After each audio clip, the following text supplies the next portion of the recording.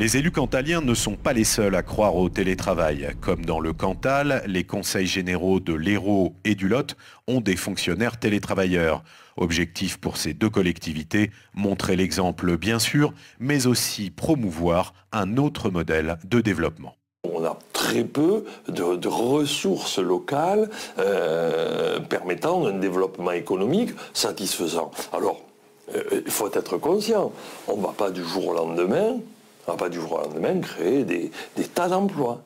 Mais je pense qu'une politique bien conduite au travers du télétravail, c'est-à-dire montrons déjà, nous, les institutions, que le télétravail, ça marche. Bon, montrons que ça peut évoluer, ça peut s'adapter. Montrons que nous offrons à la population des capacités de s'installer et de vivre au travers du télétravail, c'est l'enjeu que nous avons pour les prochaines années.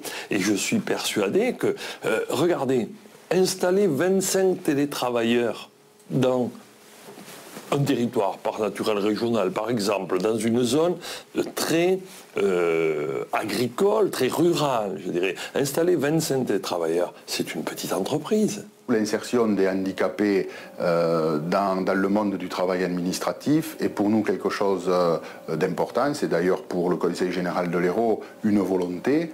Hein, et c'est bien de pouvoir faire travailler des personnes handicapées à domicile. Bien sûr, ça évite de la fatigue, ça évite un certain nombre de difficultés que ces travailleurs ont pour se déplacer en particulier, venir au Conseil général, etc. Donc c'est une des mesures d'insertion qui en est facilitée.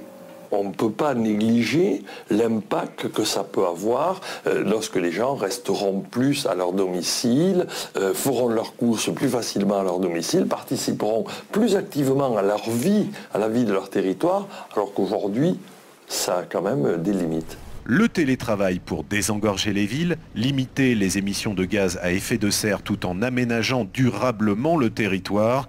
Dans le Massif central, les avis sont nuancés. À tous les échelons, certains y croient, d'autres espèrent ou s'interrogent. On est en phase de réflexion pour avoir une image la plus concrète possible de ce que cette nouvelle forme de travail va apporter à la fois aux chefs d'entreprise, à la fois à l'élu, mais aussi aux travailleurs. On sait aujourd'hui que selon les pays, en particulier en Europe, le télétravail se développe beaucoup ou pas. En France, on sent qu'il y a certains blocages, donc à nous de réfléchir vraiment très à fond avant de lancer du développement, disons, à tout crin du télétravail. Pour la région Midi-Pyrénées, le télétravail est une chance qu'il convient de développer afin de permettre d'irriguer les territoires ruraux en termes d'emploi. Cela permet aussi aux citoyens d'avoir un temps choisi sur son temps de travail. Quels sont les nouveaux rapports hiérarchiques que ça crée dans les entreprises, dans les administrations? Comment le télétravail peut être accepté ou non? Quel mode de management faut-il mettre en place?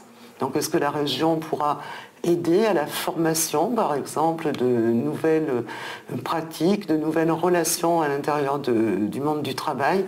Tout ça, ce sont des questions qui sont en suspens. Cela va développer l'emploi en permettant de délocaliser certains postes de travail, mais cela va soutenir aussi l'économie locale dans nos territoires ruraux. Ce qui nous pose question, c'est de savoir si les télécentres, par exemple, sont une bonne réponse. La possibilité de séjourner de façon plus durable sur nos territoires va permettre de mieux irriguer la totalité des commerces, de l'économie de proximité.